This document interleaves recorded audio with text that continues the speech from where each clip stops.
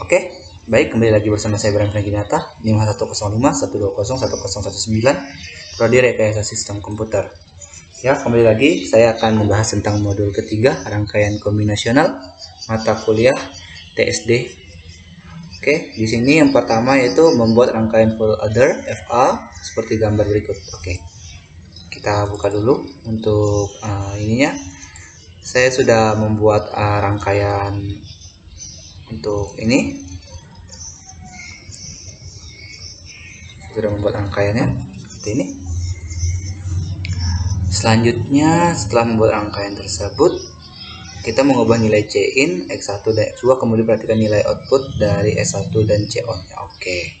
Sini ini C-out-nya, ini S1-nya. Jika nilainya di sini nilai X1 dan X2-nya sama-sama 0, C-in juga 0, maka S1 dan C-out-nya juga 0. Jika salah satunya kita berubah, maka nilai S1-nya akan berubah. Begitu juga, tapi ketika kita berikan nilai 1 semua, maka S1-nya akan 0 dan C1-nya 1. Ketika C-nya kita berikan angka 1 juga, maka S1 dan C-out-nya bernilai 1. Oke, baik. Selanjutnya kita ke langkah selanjutnya, yaitu kemudian membuat RAC dari full address seperti gambar berikut. Caranya dengan menduplikasi FA yang sudah dibuat sebelumnya, kemudian menghubungkan C-out dari FA1 dan C-in dari FA2. Oke. Selanjutnya kita menduplikat ini. Kita duplikat dulu seperti ini. Tekan Ctrl C, Ctrl F. Setelah kita duplikat, ya kita sambungkan seperti ini.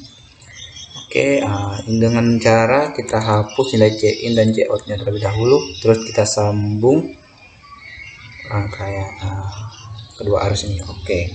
Setelah itu kita ubah dulu namanya di sini Y2 dan X2.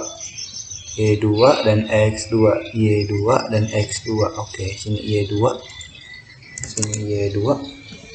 Sini X2. Oke. Sini X2. X2. Oke. Untuk sininya Y1 dan X1. Y1 X1. Y1 X1. Y1 X1. Oke. Setelah seperti itu, sudah jadi, kita ke langkah selanjutnya.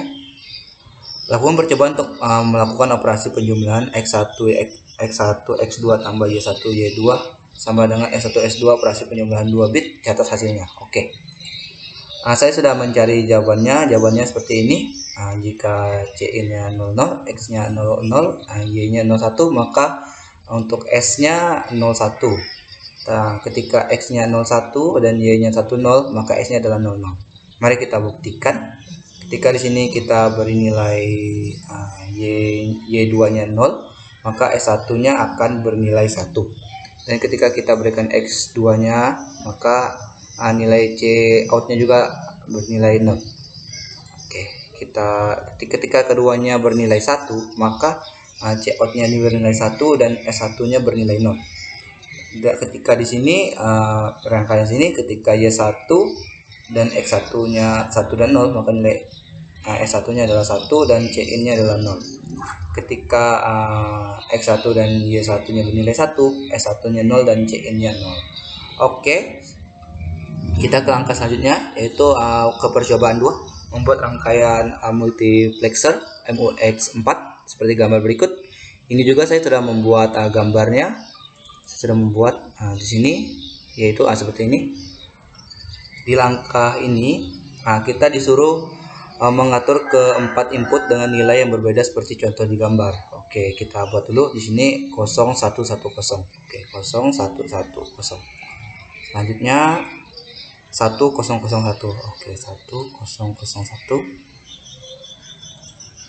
1010. Oke. Di sini 0011. Oke, 0011. Oke. Di sini sebelumnya saya minta maaf karena di sini saya tidak menuliskan seperti ini, in A, in B, in C, in D, selector, dan out Y. Dikarenakan keyboard saya ini sedang bermasalah, jadi saya tidak mengetikkan tombol-tombol tersebut. Jadi ini sini adalah selector, oke.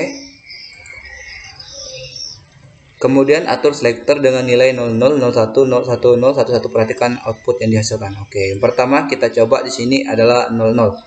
Maka outputnya akan 0111 mengikuti output A. Input A, mengikuti input A. Ketika sini kita ubah menjadi angka 1, maka mengikuti input B 1001. Ketika sini kita ubah menjadi 10 10, maka mengikuti input C yaitu 0110. Oke. Dan ketika kita ubah 11, mengikuti input D 0011. Oke. Kemudian ubah oke, ini udah. Kemudian nilai sehingga W1, perhatikan J1. Oke, di sini ya sini sudah. Selanjutnya kita ke percobaan 3. Buatlah rangkaian priority encoder seperti gambar berikut ini. Oke, kita buat dulu ya. Oke, di sini 3. Oke, di sini udah 3. Di sini kita ubah W0, W1, W2, W3. W0, W1, W2, W3. Oke. Karena di sini W saya bisa ditekan, saya akan membuat W1 di sini, di sini untuk W1, W1. Oke. Sini W2, W2. Sini W3, W3. Sini W4. Oke, W4. Selanjutnya di sini nilai ininya adalah Z. Kita tulis dulu nilainya Z. Oke. Dan di sini nilainya adalah nilai XX-nya Y1, Y1, Y0. Oke, Y1, Y0. Y1, Y0. Oke, seperti itu. Output Z sama dengan 0 menunjukkan bahwa semua input bernilai 0. Oke.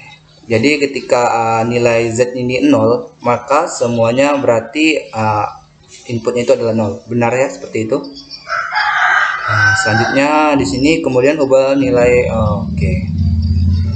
nilai W1, perhatikan output Y1, Y1 dan Z yang dihasilkan. Kita ubah ini ke nilai 1 semua, maka output untuk Y1 Y0 nya adalah 1/1, 1,1, dan untuk Z nya adalah 1. Oke, seperti itu. Baik, mungkin itulah penjelasan saya tentang modul ketiga. Terima kasih telah menonton dan sampai berjumpa di modul keempat.